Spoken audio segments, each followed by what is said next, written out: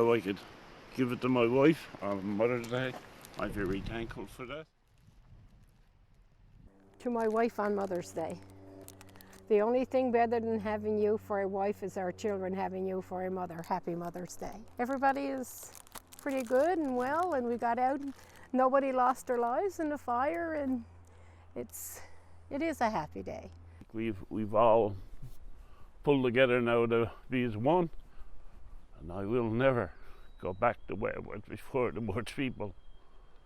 I love this town of Fort McMurray, and it's my home. The people there are my family. Happy Mother's Day.